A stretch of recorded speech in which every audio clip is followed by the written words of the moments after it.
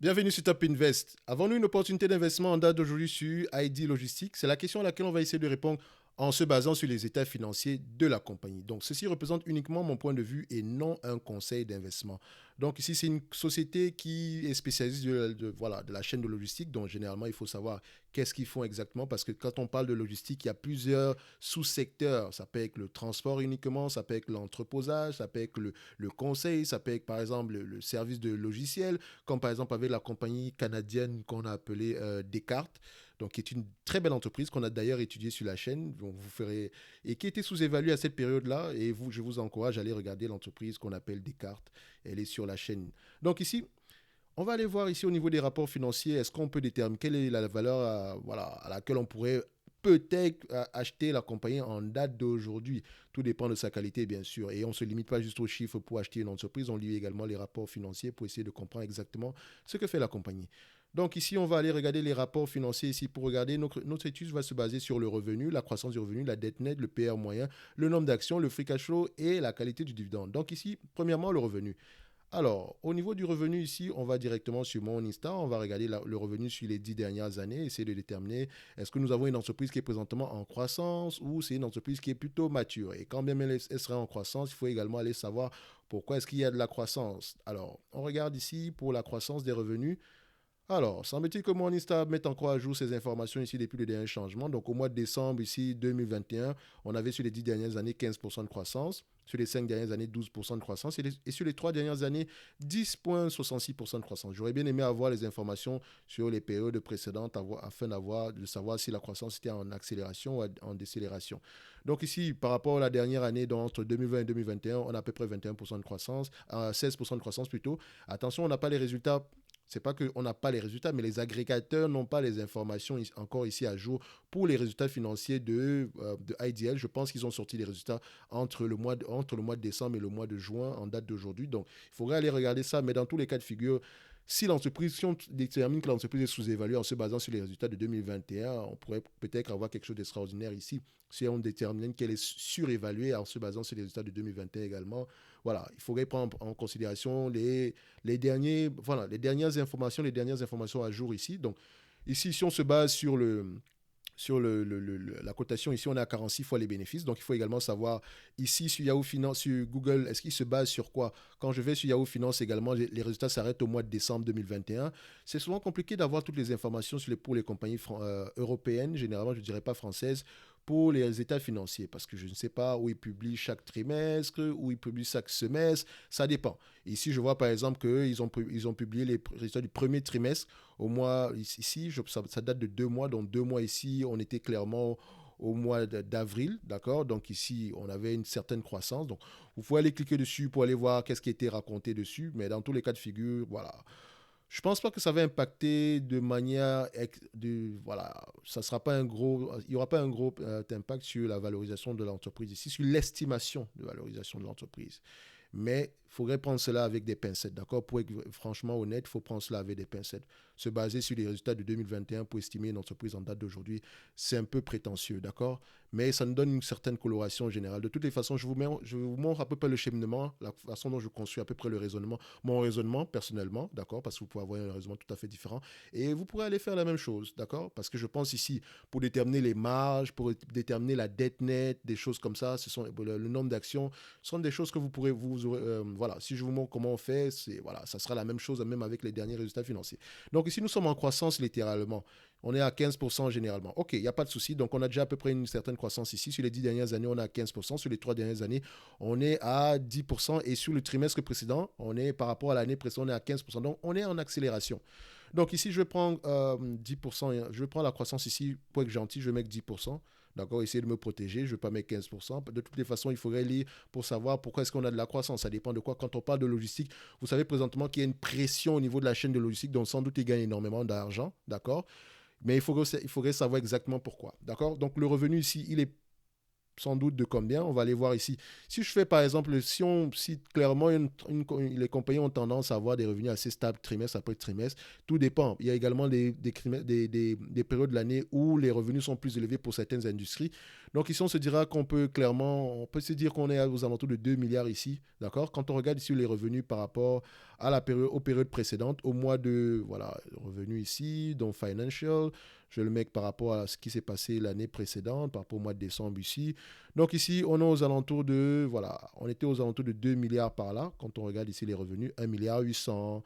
Voilà, on peut se dire clairement 2 milliards. Je vais prendre 2 milliards ici en termes de revenus, d'accord? Ça reste des estimations.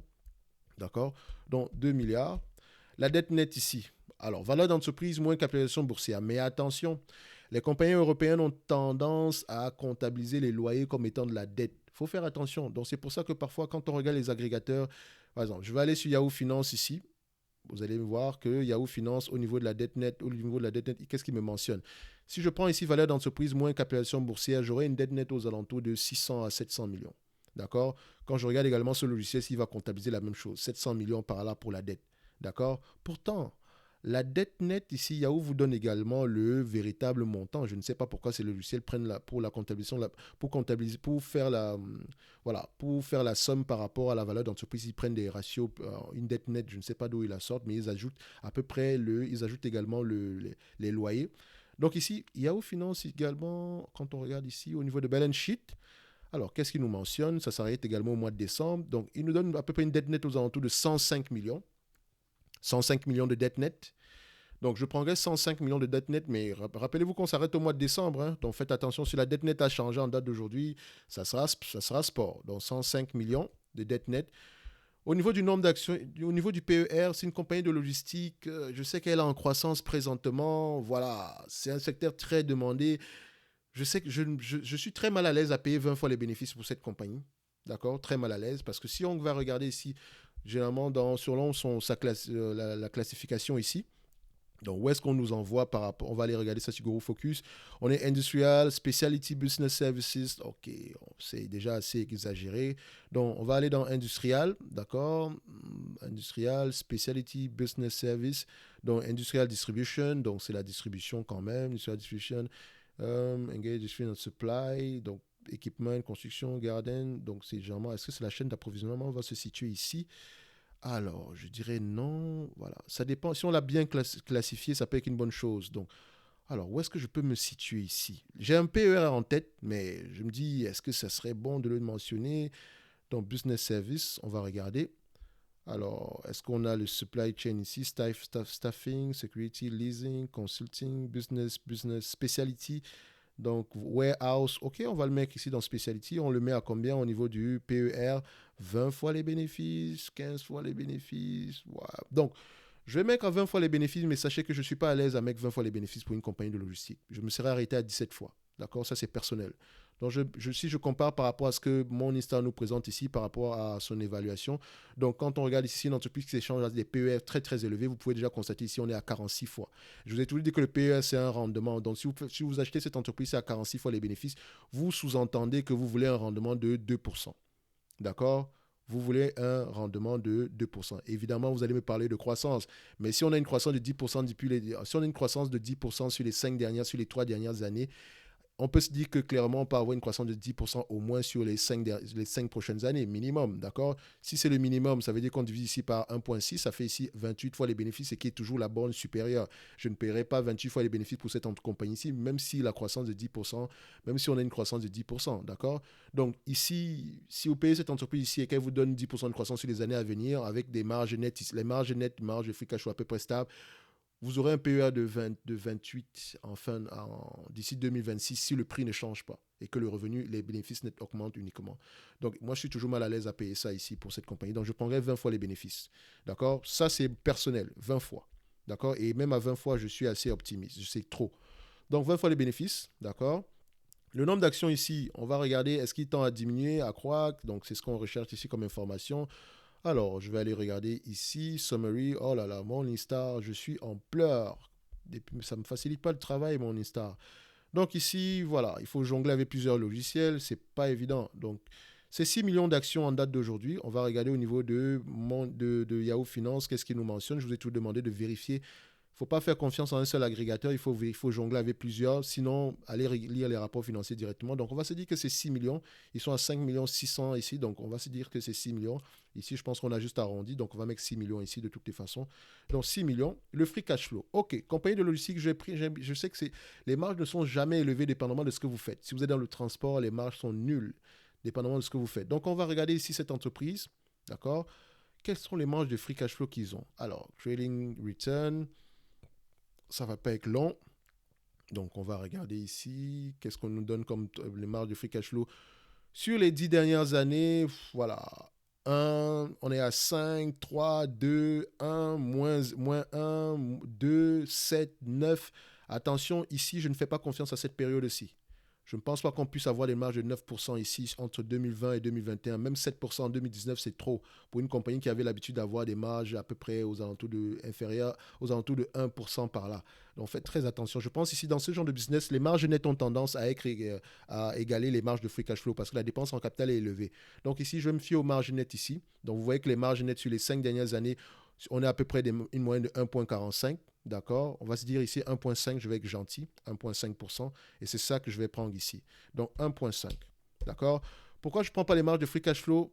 La seule chose que j'ai aimé dans la mise à jour de mon Insta, c'est que maintenant la présentation des états financiers est plus détaillée. Donc en réalité, vous n'avez même pas besoin d'aller sur la page. Je pense que c'est même l'une des raisons pour laquelle ils ont changé. Parce que quand je regardais au niveau des free cash flow, donc des flux de trésorerie, en 2020, en 2021, je vais au niveau des investing activity. Donc, on regarde ici. Voilà, le cash ici. Voilà, property equipment disposal. Donc, financing activity. Donc, au niveau des activités de financement. Donc, la raison pour laquelle on a des free cash flow élevés, c'est parce qu'on ne prend pas en considération les loyers. Regardez, lease payment ici, c'est près de 130 millions. Je vous ai dit que je ne suis pas d'accord avec la façon dont on présente les lease payments. Depuis 2019, ça fausse absolument les résultats. Donc, quand on regarde ici, on a à peu près 158 millions en termes de loyers qu'on doit payer. Seulement, les loyers, vous devez les prendre en considération ici au niveau de la dépréciation également ici et amortissement. Donc, également, voilà, au lieu d'avoir une dépréciation et amortissement ici de 198 millions avec une dépense en capital qui est aux alentours de, je pense, de 20. On va juste regarder ça ici rapidement. La dépense en capital ici, où est-ce qu'il se situe? Dépense en capital, celle pour petit plan, un équipement d'une soixantaine de millions. Je pense que la soixantaine de millions ici, plus la centaine de millions de loyers doit être prise en considération. Ça fait qu'on aura plutôt une dépense en capital qui va se situer aux alentours de la dépréciation et amortissement. C'est la raison pour laquelle je prendrai les net income comme étant égal au free cash flow. D'accord? Donc, ici, je prendrai 1,5%. OK? 1,5% de 2 milliards, ça donne combien? Ça donne 30 millions. D'accord? 30 millions. Donc, quand on va mettre 30 millions ici dans notre logiciel, ça donne à 20 fois les bénéfices, ça nous donne 600 millions comme valeur d'entreprise. Quand on enlève la dette nette, sachez que ici, c'est une erreur, donc je vais le faire manuellement. Donc, je vais prendre le 600 millions. D'accord? D'accord? 600 millions multiplié par combien? Multiplié ici, on le multiplie, excuse-moi, moins la dette nette qui est de 105 millions. 105. Ça fait ici 495 divisé par le nombre d'actions, 6 millions. Nous, c'est une valeur à peu près de 82 $ l'action, 82 € l'action. D'accord? À 20 fois les bénéfices sans croissance. Donc, si on avait de la croissance également ici, avec toutes choses étant égales par ailleurs, d'accord, on aurait fait 1,6 ici, ce qui a été un raccourci. D'accord, si je fais 1,6 ici, c'est un raccourci. Ça veut dire également qu'en faisant 1,6 ici, donc 10% de croissance sur les 5 prochaines années, je sous-entends également que la dette nette va augmenter de 10%. Donc, en prenant directement ce raccourci, ça veut dire que la valeur sera aux alentours de 132 millions. Donc, ici, on sera entre 132 et voilà, 132 et 86 € l'action. Soit 132, soit 86 €. Donc, si on divise ici par 1,6, on donne ici 82. Donc, on va mettre 82 ici. Ici, et 1,6 ici, on est aux alentours de combien? Donc, fois 1,6, on est aux alentours de 132. OK, donc ça, entre 132 et 1,6. Alors, pourquoi est-ce que j'ai pris directement 1,6? C'est parce que si j'avais fait genre 2 millions multiplié par 1,1 croissance, donc 10% de croissance sur 5 ans, d'accord, exposant 5, ça aurait donné 3 milliards 200. Donc 1,1% de ce montant-là, donc 1,5% de ce montant-là, ça donne ici 48 millions, multiplié par 20 fois les bénéfices, d'accord, moins la dette nette qui est actuelle.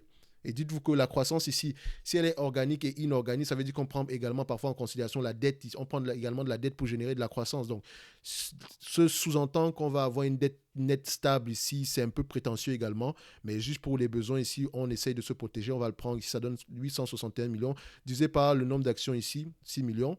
Ça donne 143 euros l'action. Donc, dans tous les cas de figure, en prenant directement ici, multiplié par 1,6, je sous-évalue l'entreprise. De toutes les façons, ça reste une estimation.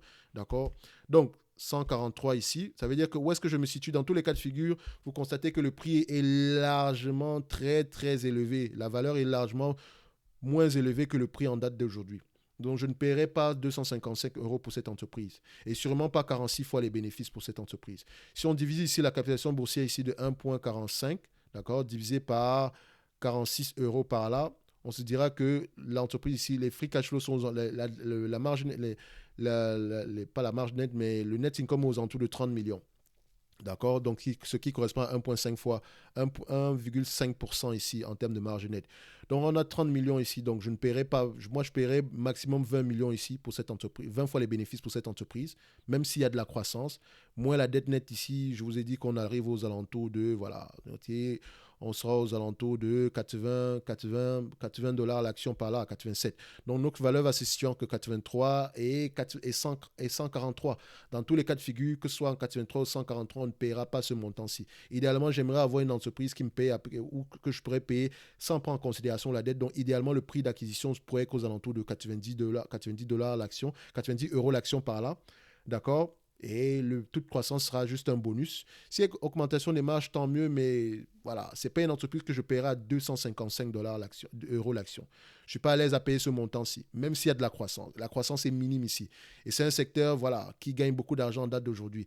Donc, personnellement, la valeur de cette entreprise va se situer, aura un maximum de 143 dollars, minimum, minimum 82 euros. Excusez-moi, je parle de dollars à euros, c'est parce que vu que j'analyse plusieurs entreprises, parfois je m'en mêle. Pas que je m'en mêle, mais voilà, ça peut...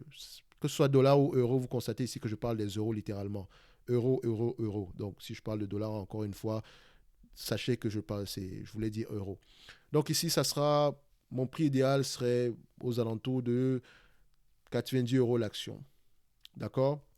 90 euros l'action, si on prend en considération, si je devais prendre en considération la croissance, mais à la fin de la journée, voilà, 255 euros ne serait vraiment pas un bon point d'entrée pour ID Logistique. Même si la courbe, le price action vous semble vous dire autre chose. Il y a les fondamentaux, il y a la technique, et moi, je ne suis pas quelqu'un qui prône la technique à la fin de la journée. Ça reste une bonne chose pour pouvoir prendre des positions, pour pouvoir gérer sa position, mais voilà, j'utilise généralement l'analyse technique quand je veux prendre position.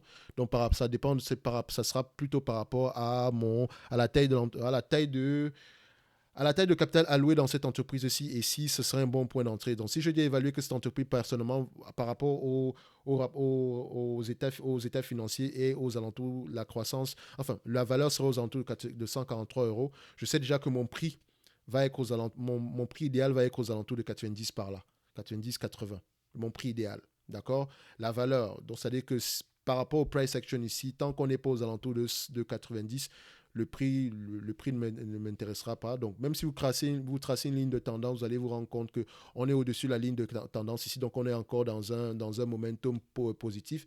Donc, ça ne m'étonnerait pas qu'on aille dans un momentum négatif également. Donc, à la fin de la journée, c'est temporaire. Je ne paierai pas 46 fois les bénéfices pour cette compagnie-ci, même en ajoutant la croissance. Ceci reste mon avis. Et comme je l'ai dit, quelqu'un peut se dire, oui, tu as utilisé les résultats de 2021 et je suis parfaitement au courant. Mais je reste une estimation. Même si vous mettez les résultats de 2020, 2022, il faut vraiment que ces résultats-là soient extraordinaires et surtout durables. Surtout. C'est pour ça que j'ai toujours dit que, pour être honnête avec vous, il faut toujours lire les rapports financiers pour avoir une idée générale. Nous voyons aussi qu'en termes de croissance, c'est bien. D'accord? En termes de marge, c'est limite. Mais on reste aux alentours de 1,5%, ce qui est clairement la limite dans ce segment d'activité, dans ce secteur d'activité.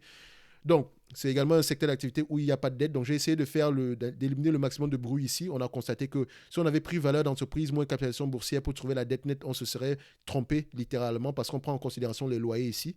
Donc, moi, je ne considère pas les loyers comme étant une dette. C'est vrai que c'est une obligation, mais c'est une obligation qu'on paye généralement dans la partie opérationnelle du bilan. des états financiers plutôt, donc dans la partie du compte des résultats. Donc ici, pour ID Logistique, ce n'est pas une opportunité d'investissement. Les free cash flow sont trompeurs. Et voilà, le PER, vous pouvez constater qu'il est très, très élevé ici. Donc, on ne payera pas, je ne vous encourage pas à payer 46 fois les bénéfices pour cette compagnie-ci. Si vous êtes investi ici, au prix actuel, franchement, posez-vous les bonnes questions. D'accord? Mais est-ce que j'ai vu ici que nous avons une belle compagnie? Nous avons juste une compagnie de croissance. Est-ce que c'est belle ou est-ce que nous avons une belle compagnie? Voilà, c'est un point d'interrogation. Je veux dire qu'on va essayer une compagnie qu'on va laisser mûrir un tout petit peu. Elle a tendance à faire croire que ses revenus, ses bénéfices nets par action, année après année. Ça reste une belle compagnie, d'accord, qui est bien gérée, il faut se dire la vérité. Mais maintenant, est-ce que c'est une compagnie de qualité? Ça, c'est un point d'interrogation. Dans tous les cas de figure, c'est ce que je pourrais dire par rapport à ID Logistique. Lisez vos rapports financiers, allez en profondeur, mais clairement, le prix actuel n'est pas intéressant pour moi. Je vous ai donné la valeur par rapport que la valeur estimée, selon moi ici. Maximum, ça sera 143 euros. Minimum, on sera à 82 euros. Donc, tout dépend. Sans croissance, c'est 82 euros. Avec croissance, c'est 143 euros. Donc, dans tous les cas de figure, ici, ça, c'est ma valeur en date d'aujourd'hui. Ça pourrait changer dans 6 mois ou bien dans l'année prochaine, dépendamment du développement ici, mais je ne paierai clairement pas 255 euros. Si je paye une entreprise à 250, je veux payer une entreprise à un prix qui me permettrait de bien dormir la nuit. D'accord? Actuellement, 255 euros, je fais des cauchemars. Donc, on se donne rendez-vous sur la prochaine vidéo et d'ici là, portez-vous bien. Merci.